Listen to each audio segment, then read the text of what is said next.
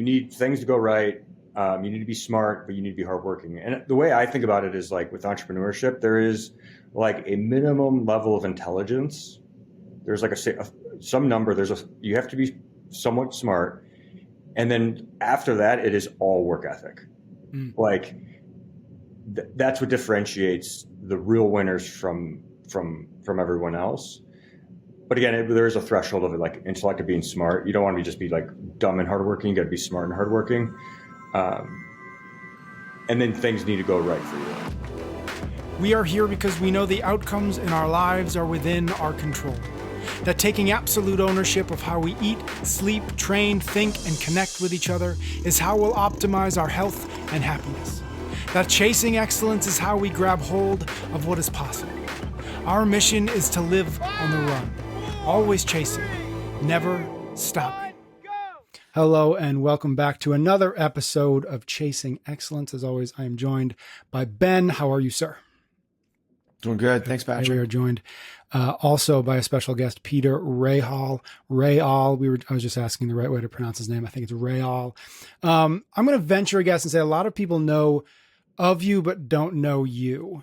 And so the easiest way, I think the simplest way, is to say that you founded or co-founded RXBar, which my guess is that everybody listening to this has had at least one or 100.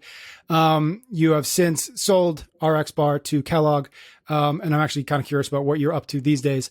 But I wanted to jump into a conversation with you. Thank you so much for joining us, and I'm excited to have this conversation. Ben and I just did an episode couple weeks ago where one of the questions we were talking about, or we talked through, is this idea of how does CrossFit, or how could CrossFit go even further into the mainstream, assuming that it's maybe not fully into the mainstream there. And what Ben and I talked about was probably more along the lines of like, what needs to happen for the methodology to become more mainstream? What needs to happen for more people to be doing functional movements performed at relative intensity, et cetera. And I really wanted to talk to you kind of about the other half of that equation. And it's something that I've thought about for a long time as kind of the functional economy, which is the economy that sprung up around the movement in, the early 2000s onwards to today, right? Ben, you're certainly part of it. Peter, you're certainly part of it. I've been part of it for years.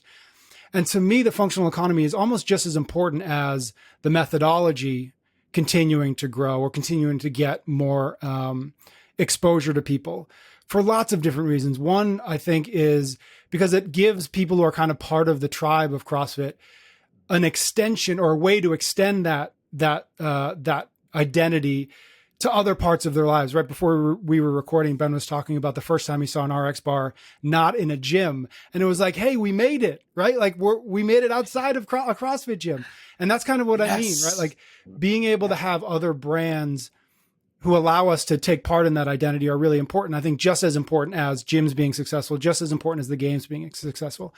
And so what I was hoping to talk to you about is you've done it. You've been one of the few folks who built something inside of CrossFit and grew it and grew it and grew it, and then kind of blew past it, right? And so I'd love, just from a really high level perspective from you, could you just talk to us about like what that looked like and what that maybe needs to continue to look like for more brands to be able to be homegrown, but then not stay small, not stay gritty, and not stay just inside of a CrossFit gym? Yeah, absolutely. Well, first, thanks for having me on the show. I think they're really fun topics to think about. So the way we thought about it at the company internally, so the whole strategy was like, let's make a product for our early adopters, like it was for CrossFitters by CrossFitters. And then we always thought about how do we, what we called cross the chasm to the more mainstream market and how to do that. And we basically spent like 2 years trying to figure that out. And we viewed it as like, I'm going to use an analogy. It might be insensitive, but I don't really care. So say you have a bar in a restaurant, right? And the owners are homosexual, and so it's a gay bar and restaurant.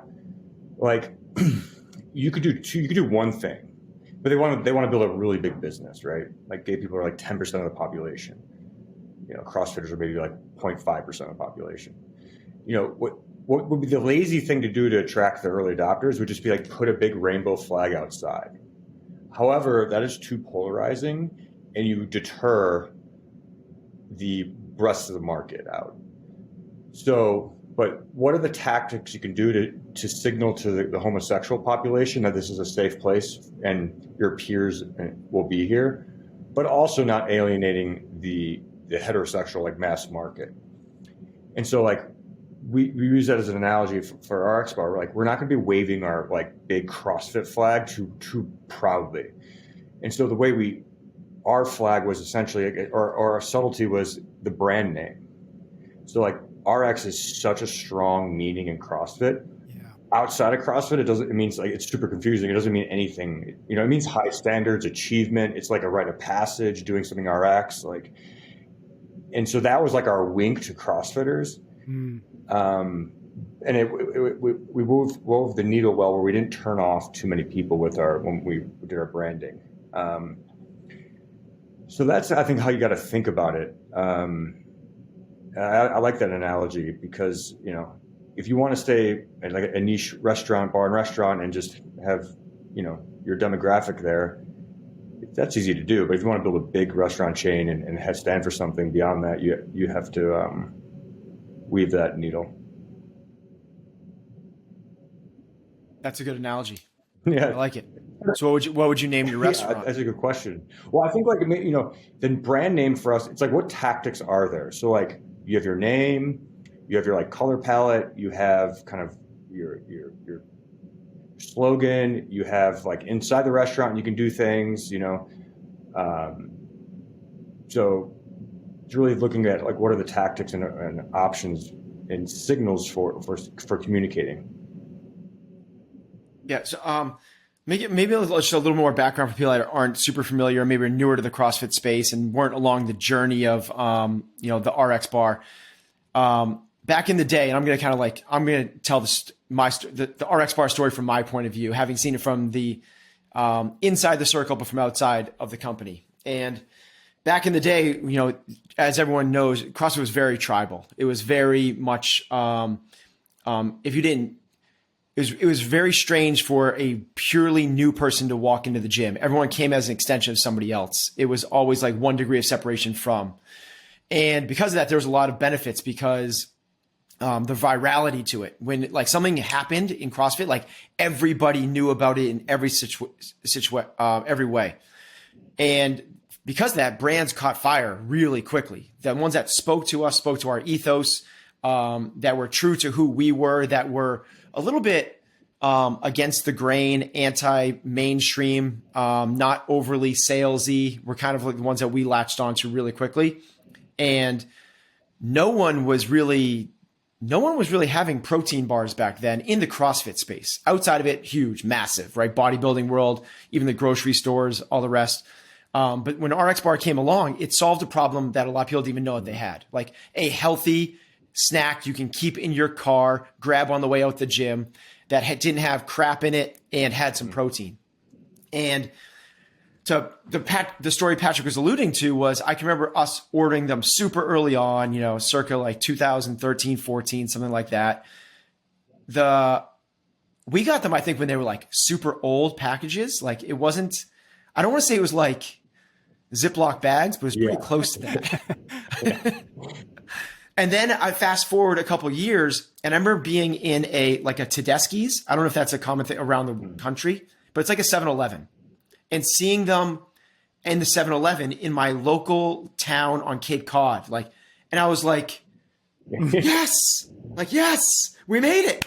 And I really was like, we made it. Like, it was so cool that it's this thing that something that started inside a CrossFit gym, River North CrossFit in Chicago, correct?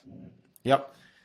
Made in your parents' basement or kitchen, transcended into this thing that, I think everybody that knows the story sold for 600. It's so weird to me that everyone knows how much your company sold for. I don't know why that is, but is that a normal thing? Everyone, I think it was the pride that CrossFitters had.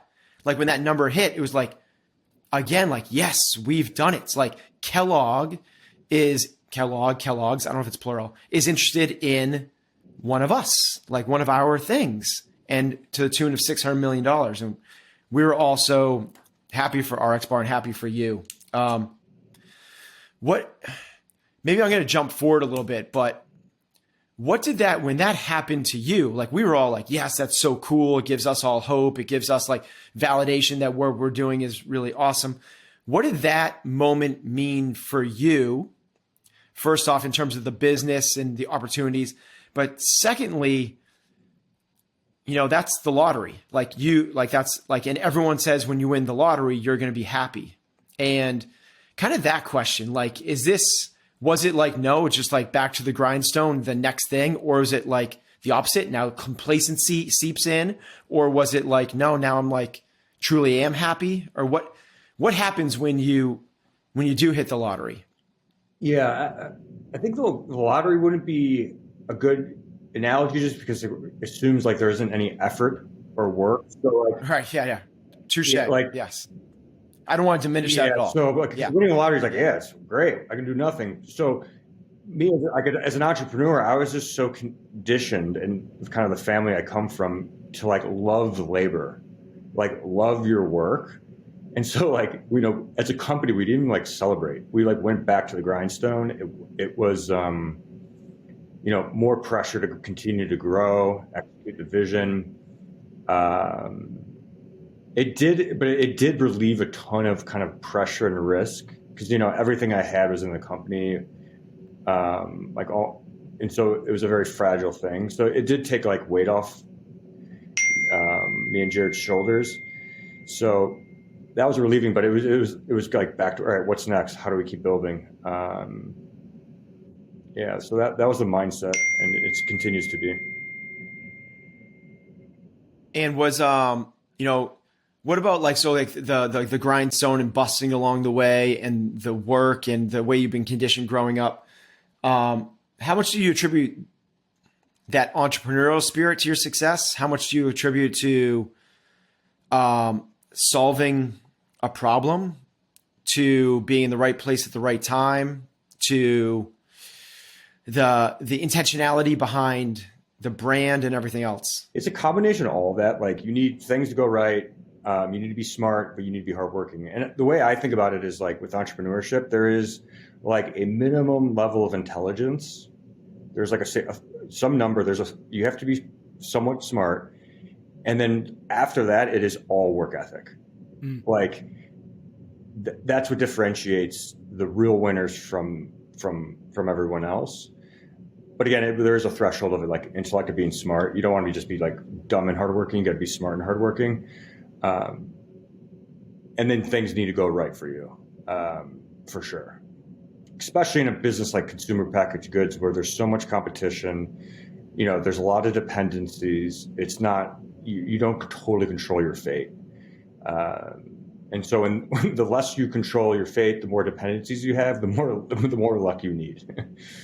So, yeah. Peter, when you say hard work, I think that's one of those things that we've heard so often now that we kind of nod our head and say, yeah, work hard, let's do that. Let's sign up for some of that.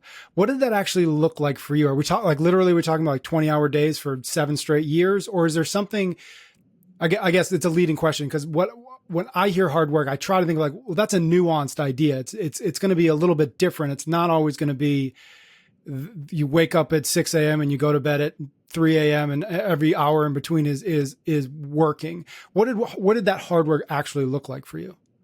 Yeah. So the business is basically like a living organism, and it's like a child, and you are responsible. And if you don't show up and feed it and take care of it, grow it, it will die. And so I mean, just to give you an insight, like in the beginning, Jared and I would go to the office at 8. We'd set up the production. We'd make like physically bars for 5 hours. We would like slam food in our face, and then we'd go like react to fires and customer service. And then we would go pack orders, and then we would go, do random like reactionary tasks. And then like on the weekends, we would go to, the Granite Games in Minnesota and fucking run a car and drive and like sling bars, and then like, so it was just like nonstop that. And I would say like, until you get to a point where you're like, all right, we're not we're not going to die. Like the first, year is like super fragile. Like if the wind blows a certain way, like the business could die. And so it just requires like all hands on deck. And to be honest, like I was obsessed with CrossFit and training. I had a choice and I like stopped training basically, which was super hard to do because I like loved it. But I was like, all right, I can't, I'm not go to the gym or like reply to customers. It's like, well, I got to reply to customers. So, and I think that's like, so that's the hard work and it's hard also because you have to sacrifice, like you only have time. I think like Sheryl Sandberg talks about this, like you have like work, you have friends, you have family, you have sleep. And then, what's the other one? You have 5 things. Hobby? Yeah, it's like passion, no, faith. It's like work, family, friends, health, sleep. Choose 3. Like if you want to be great, choose 3. Like you can't do everything well, and so that's also an angle or perspective on like what does hard work mean? It's sacrifice and it's just prioritization. And actually, like at the beginning, it took me a while to like understand kind of like how demanding the business was. You know what I mean? Like I was just like, because I left from a normal job, and then I was like, I can still like have freedom and go on vacation, and then you realize like, oh no, it's fucking this and that's it.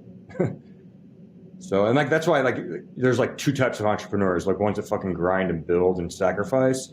And then there's like lifestyle entrepreneurs who like want the flexibility, and like, they're just very different animals. So, and if you want to be great, and you got to be kind of the latter or not lifestyle.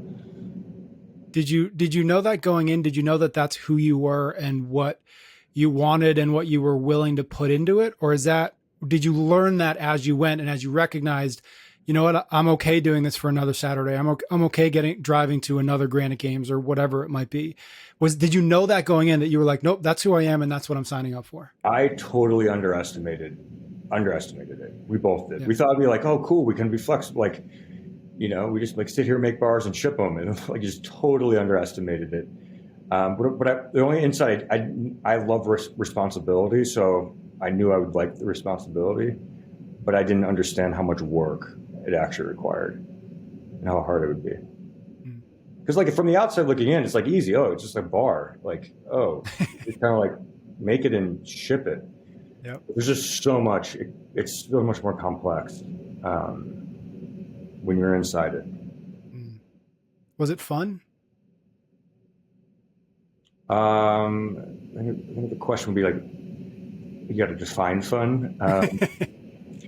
For me, yeah, like in retrospect, it was amazing. I mean, it was like the biggest growth experience of my entire life, without a question.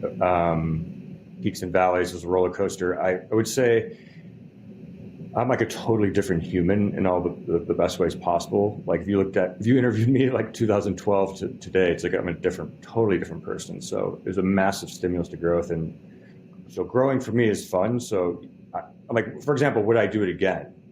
Like it would be scary. It's like looking at a mountain and being like, fuck, I got to climb that. I don't have shoes. I don't have like the proper clothes, but I'm going to go do it anyway. And so would I do it again? Yes, I probably would. It's like scary and nervous, but I think it's for a more interesting life. Switching gears, you've been pretty open about growing up with dyslexia and the challenges you had as a kid. Same exact thing. So hated school, loved being an entrepreneur. And I think that a lot of people, so I don't put words to me. I didn't feel like I was going to be successful growing up because I wasn't successful in school. And I'd love to hear your take on, your experiences in academia versus your experiences in business, similarities, differences, and kind of does one project towards the other? Yeah. So my experience at school, I mean, it is a single thing that has shaped and defined my temperament, my character, personality, like without a question. And it's, I would say like the gist is like, I have a chip on my shoulder. I have like incredible grit. I'm irreverent at time. Like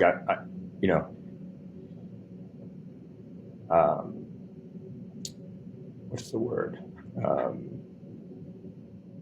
Anyway, like rebellious, like risk seeking, and like I don't follow orthodoxy. So like, I like look to do things differently. And that's all because I was just ultimately like rejected from the system. And so, the chip on my shoulders had been a real motivator, I think, after school to just like work hard and like prove that all wrong. I mean, you think about it, if you taste, because you think about it, from basically 7 years old to like 22 years old in the United States, your marks, your grades determine your like the probability of you'll be successful. It's like directly correlated. So to taste that failure for so long, like really shapes people.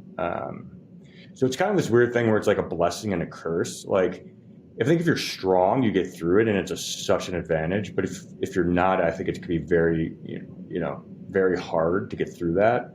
I mean, I had amazing parents and amazing like support system that like if I didn't have that, I probably wouldn't get through.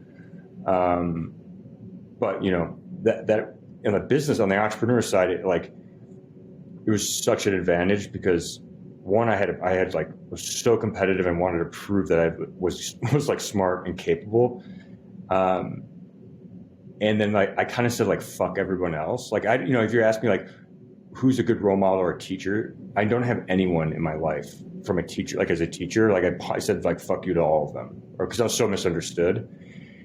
And when you think about like entrepreneurship, like we did everything. If you look at our story, like we did things so differently.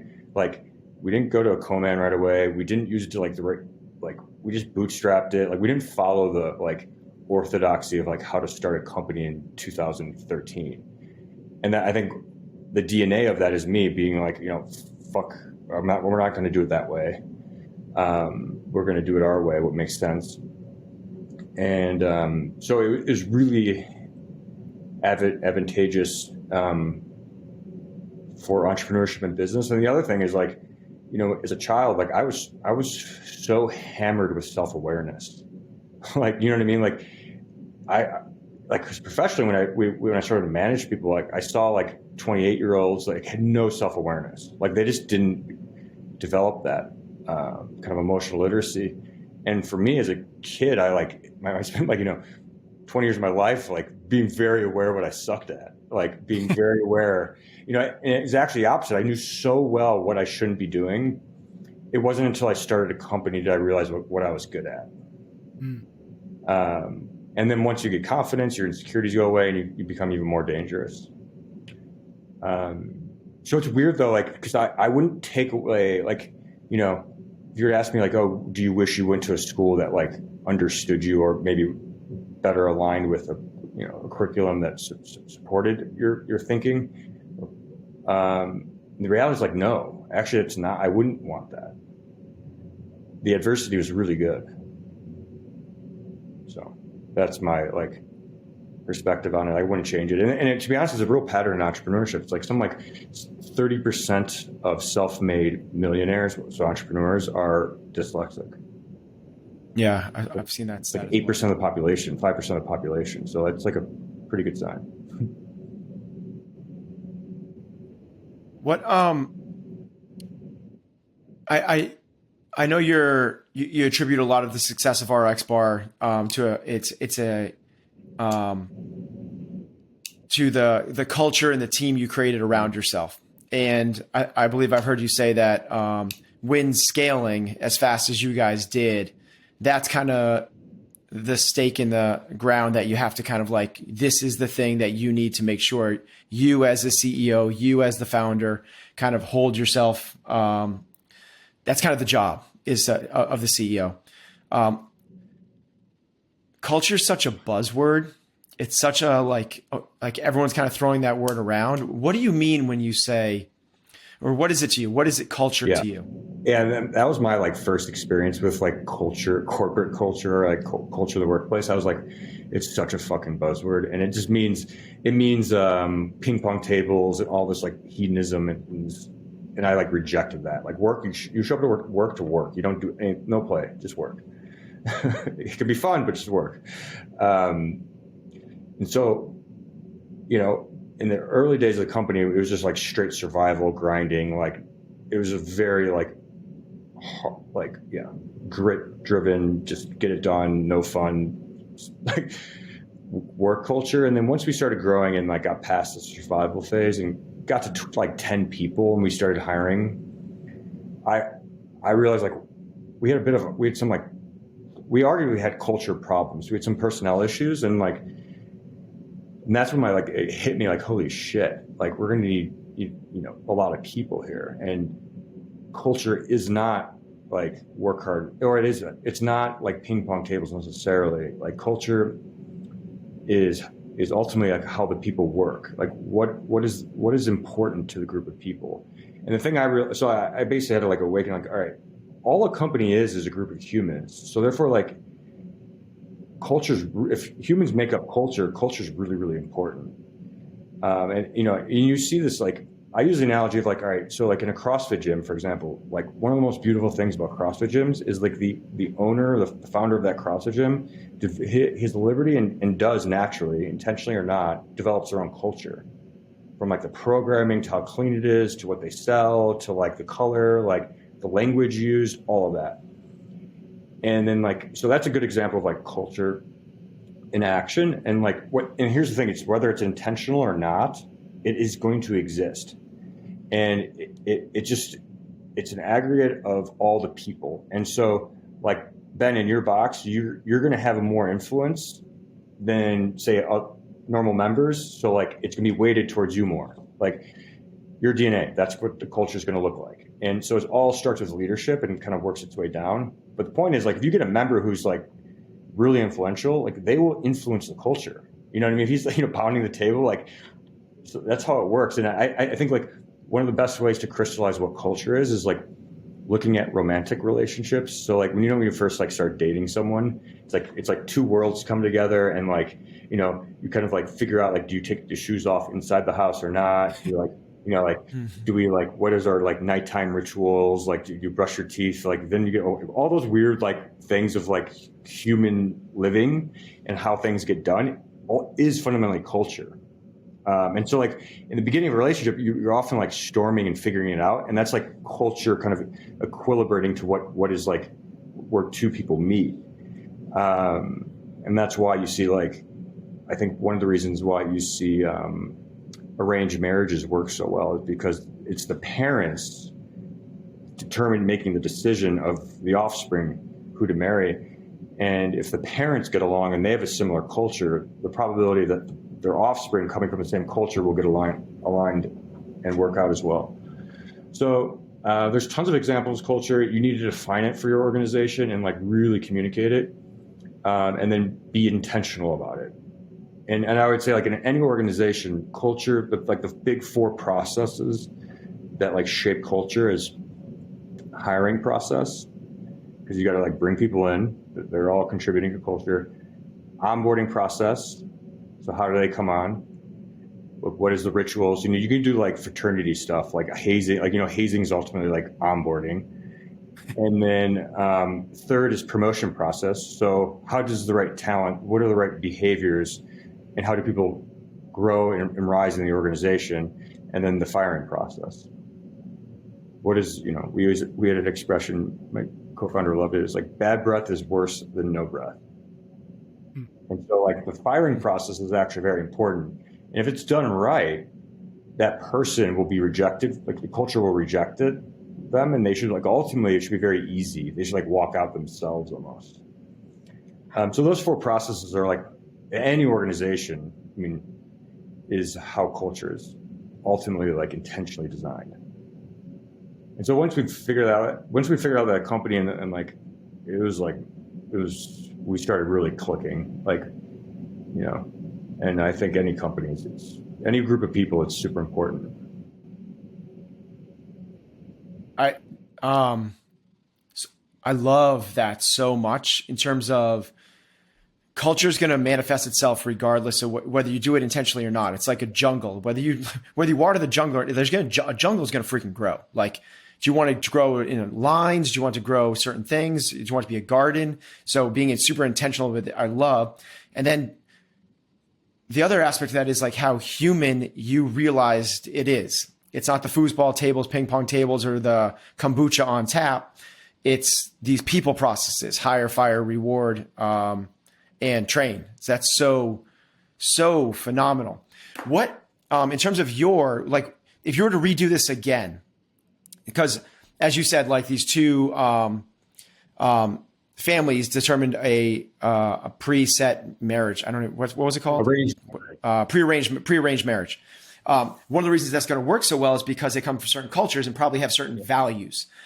You obviously have said it so many times over and over again already in this conversation about how like it's grit and hard work. And is that where you would like focus? If you were to do this over again, would you again go like, this is our values. We value ourselves around hard work, hunger, grit, grind. Is there other ones that you would also make sure you were intentionally inflecting into the business? Yeah, I would say it all depends on the game you're playing. So what kind of growth, what's the purpose of the business? How fast? So let's say we want to do what you did. Let's say we want to take a business from bootstrapped mom's kitchen to 600 million. And like the frugality, like then I would say like to survive, you would have to have that sort of like hard nosed grinding culture. For sure. So if you're asking, I would do it the same way. Yeah. The only thing I would do is like, I think I was just too hard on myself. I could afford to actually work out and like take care of my health and like, not.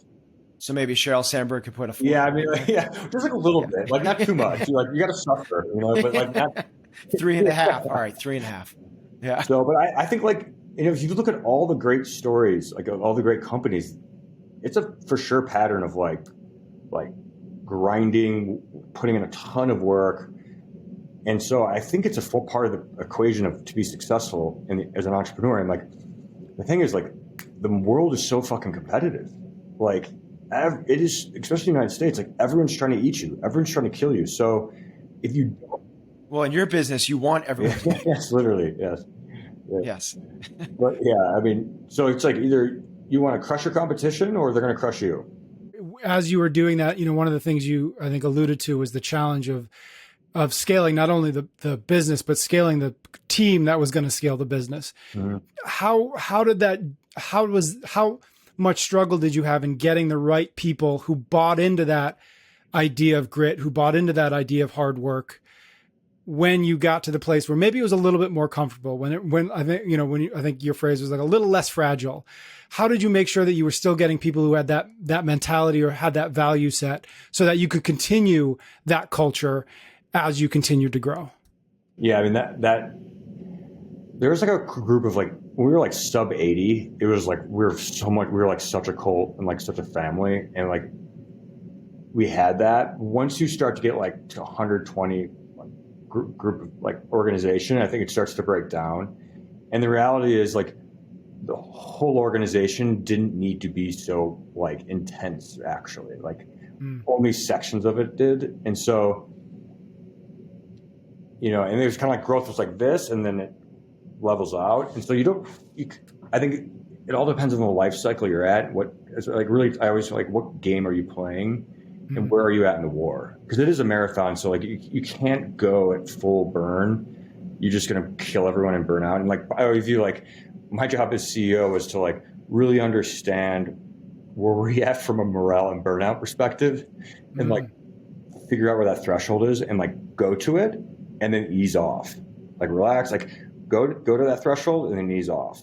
But if you're just running at that threshold, you're just going to lose people. And then the culture turns to like very negative. It's like, fuck, it's just like, it's too hard. So, but I think it's very difficult. It's difficult to kind of maintain a very intense entrepreneurial gritty culture. And I'd argue for like longevity, you almost don't want it. Like it's kind of like the early days, you get there and then you kind of have to mature because it's not sustainable. Now, do you know that by by some metric? Can you quantify that? Or is it a gut feeling? Like you just wake up one day and you say, okay, if I keep pushing everybody at the speed that we've been pushing, I'm going to lose some good people? Or like, how do you actually know that it's time to maybe shift into that more mature phase? Morale. So like morale, you get anecdotal feedback from people. Then two, you can just feel it in their eyes. They're tired, they're stressed. You can like feel tension. And then three, we're missing deadlines. Like we're late, like projects, we're not getting things done. So that's kind of like, those are signals to reset. Yeah. How important, it came back to me, my question. How important do you feel vision is for an entrepreneurial endeavor, and how important is it to be sharing the vision? Did you have the vision from day one of like, we're going to the moon, we're going to scale, we're going to be, nationwide, we're going to be in convenience stores across America, we're going to sell to a major food manufacturer? Where does or is it more nimble, agile, just kick ass today and see where it takes us? Yeah, for us in the beginning, our vision, and I think like vision's like, what does the future look like for the company? We always wanted to be big. It did shift a little bit in terms of like how we were going to achieve the vision, but we always had the strategy, like we're going to start with CrossFit, we're going to be the bar of that market, and then we're going to have to figure out how to like go to the mass market, Whole Foods, everywhere else. And then we never thought about selling. We're like, we're going to build a great food company. And so that's the, thank you. That was like, the vision. And then how we did that was totally changed. Like we're pretty flexible in how we achieved that. But yeah, that was our vision. I mean, like, for example, my original vision was like to be a bar manufacturer and make different brands and the company's name was Chicago Bar Company. So I loved manufacturing. So I loved, there's nothing like better than making product. And so that was the vision. And we're gonna have different brands. We're gonna do we're gonna co-pack other brands, and we're gonna build a great business. Then we learned like that's like not a good business. So we just have someone else do that. So, and I think you want to be like stubborn on vision. So and I think Jeff Bezos says it: stubborn on vision, flexible on strategy. Yeah, very cool. What are you up to these days? So ultimate goal is to like find another thing to dedicate my life to. And it's kind of a messy process. So it's like part investing, talking to other entrepreneurs, interesting, smart people that are doing things. So it's a lot of like studying. So I'm doing that. It's messy. But yeah, I want to get back to like focusing on building and solving one problem. The issue I have is like, it's part ego and part, I don't know why, but like it has to be bigger than RX. You know what I mean? Like, so it has to be like a larger societal problem or something. And then I have to put a lot of risk in, or stay in the game. So that's what I'm spending my time kind of studying, figuring out. And then like, I learned a lot from RX, and I don't want to deal with a business with the same competitive dynamics. Like it was just like ruthless. Like you're getting attacked from every ways, all these dependencies. And so I kind of want to do something that doesn't have as many dependencies and competitive threats. You may have just answered this, but I'm really curious. Do you think that that's going to be in the food or health space? And kind of a follow up to that is that kind of what got you into RXBar? I know, like you just said, like you love manufacturing. I think your family is kind of in food, which is a strange sentence to say, but like, was it so that you could help people get healthy, or was it like I saw a market opportunity, I had a certain amount of skill or knowledge or insight, and I love CrossFit, so I like a few things blended here? Yeah, it was like I'm like an early adopter of nutrition. I love fitness. I love products, and I loved CrossFit, and so it was a combination of like personal interest and kind of background, and then a market opportunity. I was like looking at CrossFit gyms, and it's funny, like the true entrepreneurial like stories. Like if you and I were like, Ben, if you were at the gym, and it would be like, I was literally like, I love RXBar, but why isn't there protein? And And like, it just started, like sometimes you have conversations with friends and like, you're like, oh, there's an idea. Like that was the seed of the idea. Because I observed like RXBar came to River North CrossFit and they're just like sitting on shelf. And I'm like, people aren't buying them. I was like, there's something missing in that product. And I think most people just don't commit to it, but like, it's a humbling thing to go make bars at your parents' house and bring them to gyms in Tupperware. Like that's not cool. And so, I guess like being humbled by dyslexia allows you not to give a shit about what people think. So, you guys were. I would call you guys fairly disruptive. I mean, yeah, it might have been like a RXBar with protein. So somebody might be like, well, that's just a copycat brand. Like they're, but I think the disruption was you guys, which has been copied a lot now. You guys put the ingredients on the front of the package.